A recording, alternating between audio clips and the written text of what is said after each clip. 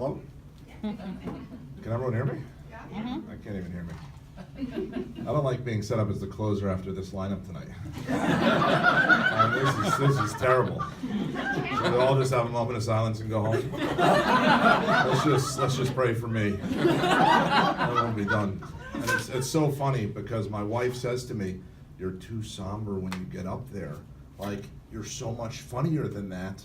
Don't start out with the somber shit." So I'm like, well, I was going to. I got a letter I'm going to read you, and this letter I wrote on Monday morning, sitting at Leo's. But now that we've had so much entertainment, I want to show you kind of where I've come from. I was diagnosed with bipolar disorder type 1 in 1994. So everyone's used to hearing bipolar disorder type 2. I got the cool one, right? The majority of my illness manifests itself in mania. Unfortunately, it's not the Mary Poppins kind of Vegas trip mania that you would hope for.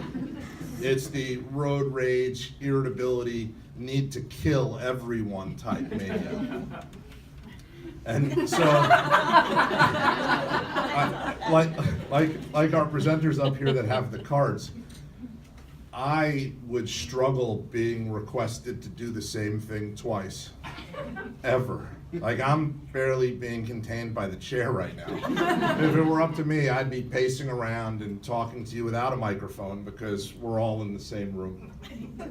But to kind of touch on some of the things that Leon and Mary Ellen taught you over the 10 weeks, you know, there's a poster that goes up, and so for those of you who know me, just laugh, it's going to be funny again.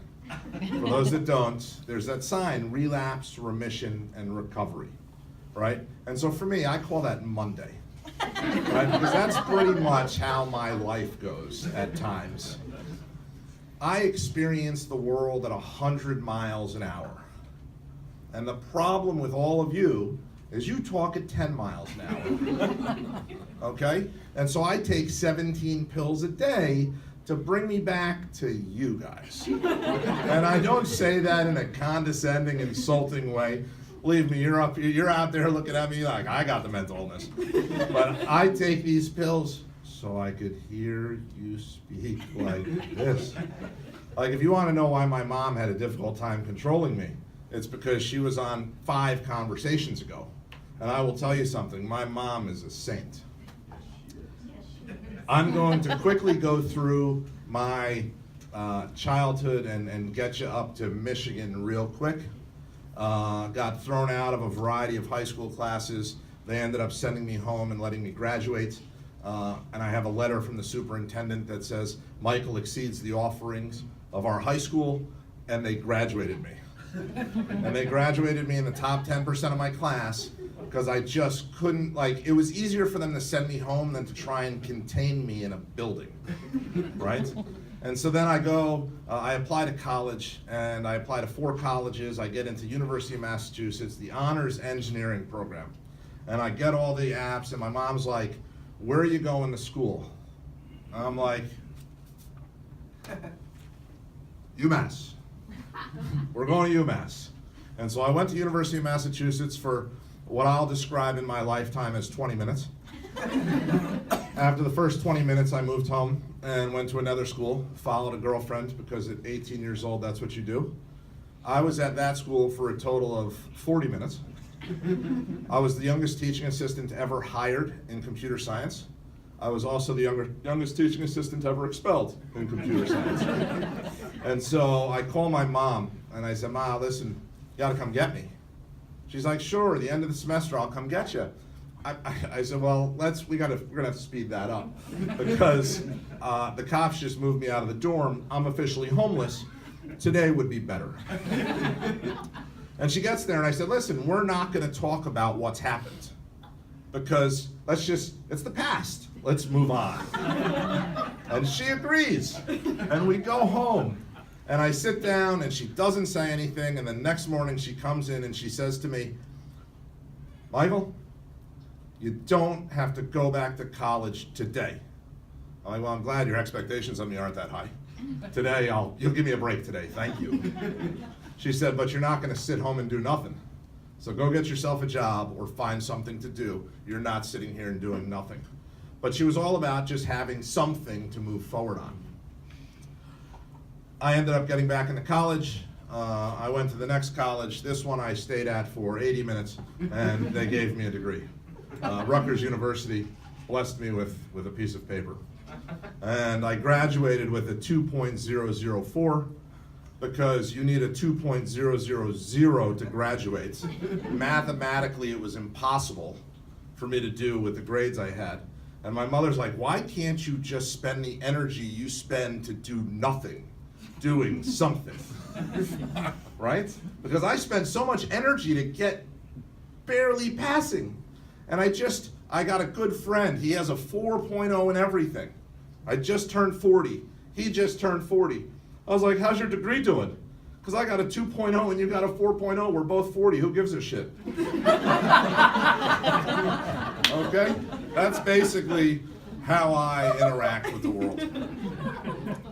After graduating, I got a job at AT&T Bell Labs. I was hired there, one of two people with an undergraduate degree. After 6 weeks, I asked them to double my salary. They said they were unable to do that. I said, well, I'm unable to stay, thank you. And I went to New York City. I lived in New Jersey, got a job in New York City. I tripled my salary in the first year. Unfortunately, they take advantage of people with bipolar disorder type 1 with extreme mania because I don't need sleep, right? I don't need anything, right? Especially without medication. I'm just one constant ball of energy.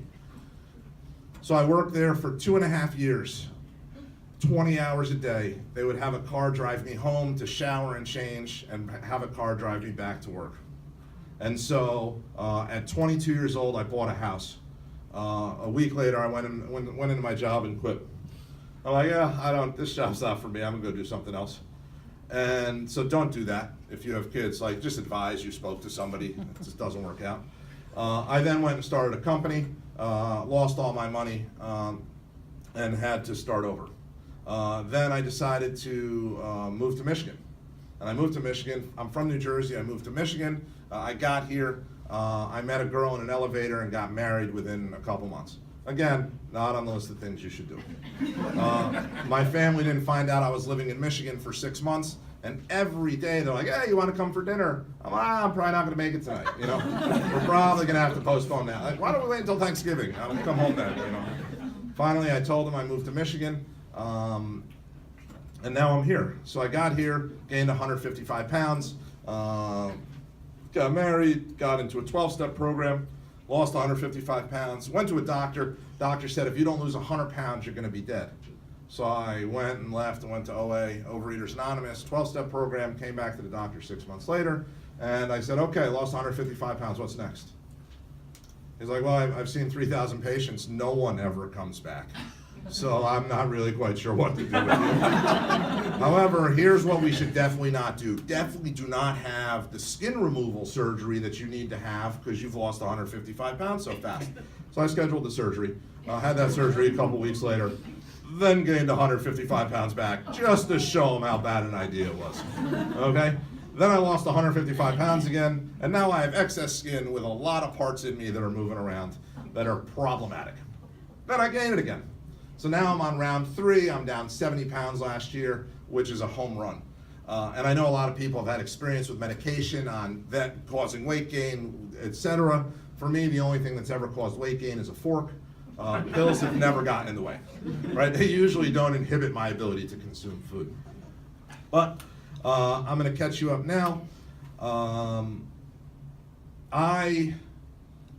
As I'm getting older, so hopefully everyone understands, I experience mania. So if people aren't really understanding mania, I'm gonna give you a quick example and then I'll move into this. You're watching the Tigers, okay? It's the World Series, it's the last pitch, okay?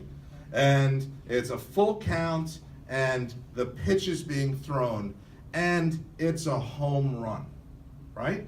The entire stands throws their arms up in the air, they jump up and down, they are thrilled, they're high-fiving people, they're freaking out.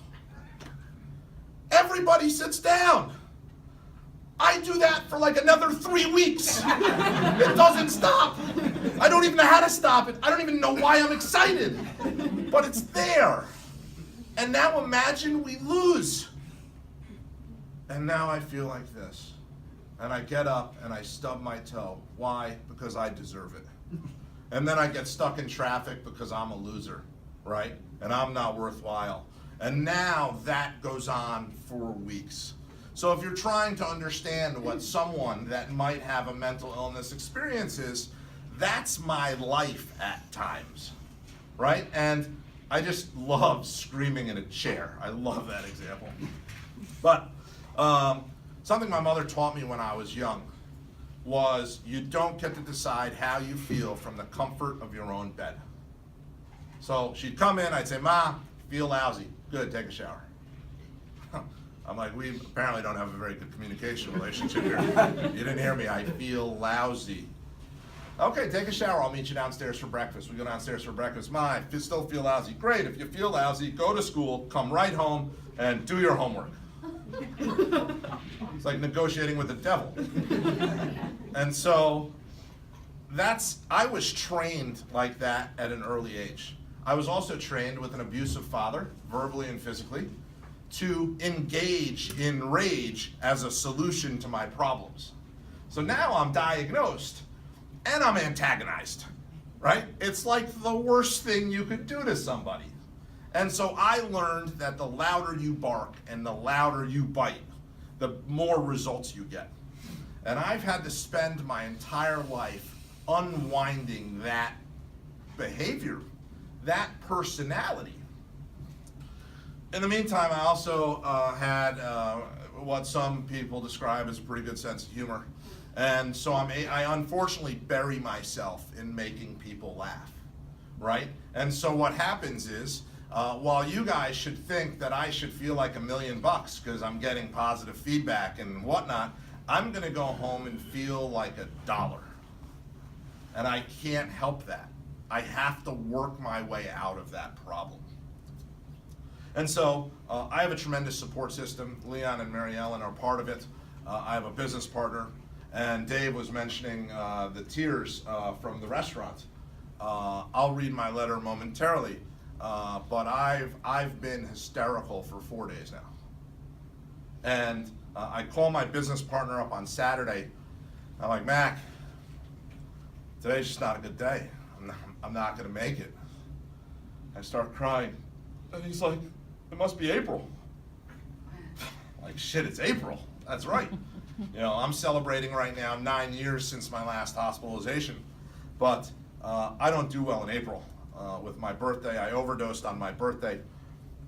But, well, don't worry about those parts. We'll come back to them. That'll be for the later session, the more somber session. We'll have candles, little dim lights. But for now, he says, fine, this is what we're gonna do. Go to Best Buy. I need this cord. Then meet me for coffee. And I was like, Mom? Everybody must talk to me like this. And so I'm like, fine. I go and I get the cable and I talk to him while I'm driving and I meet him and I get through it. And I come home and I have 2 young kids. I have a 4-year-old and a 2-year-old and the most incredible wife you could ask for. And this is where she's yelling at me, right behind. I'm videotaping this for her. Right behind this, she's like, don't tell people we have a perfect marriage. Like, we have a perfect marriage. Okay? We love each other the perfect amount. We hate each other the perfect amount. We argue the perfect amount. It's perfect. And so we're lying in bed the other night, and this does not get X-rated, but we're lying in bed the other night, and she says, you know, we have friends that are really going through rough patches, and some of them are getting divorced. I'm like, well, I've already checked in my divorce card, so I'm not getting divorced a second time. This is more of a suicide pact. But I was like, do we have rough patches? And it comically, she's like, Michael, you are a rough patch. We can't experience it. You are it, you know? And so, needless to say, I have a very, I work on my own self-awareness and coming to terms with who I am. So now I'm gonna read you this letter. It's not too long, but it's funny. So I have the greatest therapist in the world. I read this to her. She started crying. And I'm like, wait a sec. Like, isn't that the wrong role here? Shouldn't you be reading me the letter and I'll cry? Like, do I get a deductible here? I mean, do I get a copay back? Bipolar disorder is exhausting. Asking for help is worse. I hear a little voice in the back of my head as I tell a loved one that I don't feel well. Here we go again. I don't even know what type of help I'm asking for. And fortunately and unfortunately, my sense of humor typically gets in the way, laughter prevails, and I move on with a false sense of self, leaving my own emotional wake on those that I love. Right now, the noises are louder, the smells are stronger, the lights are brighter, everything is an irritant.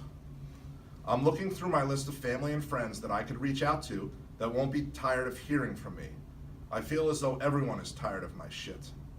I start thinking about my kids and I can't control my tears. I begin to withdraw from my support system for fear of their rejection of me. I don't know how serious my thoughts are. I don't want them to worry about me, and I want them to reassure me everything is going to be all right. I always receive such amazing feedback, and it makes me feel weak that I have to fish for compliments. Why am I so insecure right now? It is day 4 of this feeling. I'm sitting at my usual breakfast spot, staring out the window, waiting for inspiration. Depression can feel emasculating when you are going through the experience. It doesn't feel like being humble. It feels like total collapse and an inability to handle the basics of life. I am feeling ungrateful for my life and everything I have accomplished. I am taking for granted everything I have as if everyone has it and I'm really nothing special. I'm constantly choking back tears that begin welling up in my chest first before they make it to the surface. As I look around at the world, I feel as though I wouldn't be missed. I feel as though I am bringing greater harm to my loved ones by dragging out my illness and the constant pain I am putting them through by not being able to fully participate in life.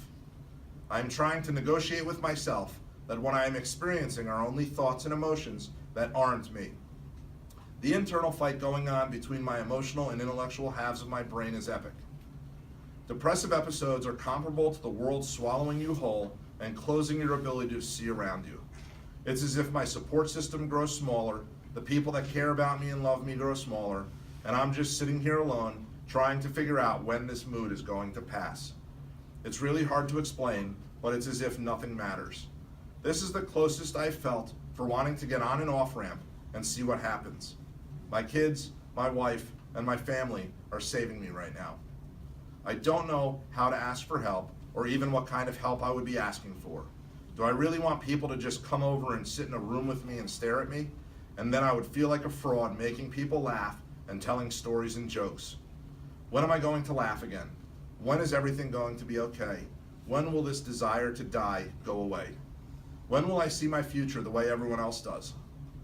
I fall into fake conversations and my humor begins to take over the much needed care my soul needs.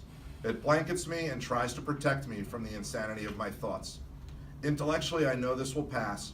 Emotionally, I don't.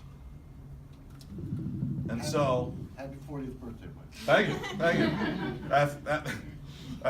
That's how my 40th made me feel. Looking forward to my 41st. However, what I wanted to share with everyone that has a loved one, that has somebody, it's so difficult for me to ask for help because I feel insane myself, right? Because if I hadn't read this to you and you only heard the first, if we're time adjusting, first 4 minutes of my presentation this evening, right? Would you have been like, that guy is experiencing that this morning, right? That's what I go through. And so it's really difficult to ask for help. And so my support system has reassured me I'm not a burden because I call and thank them after I go through an episode. At 4 o'clock on Monday, I came out of the episode. I'm literally looking at this writing this morning, and the next article is, I can't imagine ever feeling this bad, right? So I just want everyone in the room to know it passes, it oscillates. My moods go up and down, and I come out of it. And when I come out of it, I don't even remember where I came from, right? And that's the insidious nature of mental illness for me. But I want to leave you with, I have an incredible wife, incredible kids, an incredible support system. You know, I count on coming out here without structure and doing this process. In this process as well, I built an application which is called A Plan for Living. And it's about how someone can recover through gratitude and spirituality and mindfulness. And I built the app because it helps me set goals and challenges. So for example, 23 weeks ago, I couldn't do a single push-up. I honestly couldn't tie my shoes with shoelaces. And it's now 23 weeks. I haven't missed a single day of doing push-ups, and I'm now doing 23 a night. And setting these goals, right, I want you to hear this, aside from creating this tool that helps me stay on track, I'm self-employed because no one in their right mind would hire me, but I have 40 employees, right? I have a family, I have a house, I have kids. It's not bleak. This is not, I did not want to leave on a down note, which my wife's gonna watch this and be like, shit, you read it at the end. Like, why'd you do that? You should have started somber. Leave with laughs. But anyway, that's what I got for you tonight. Thanks so much.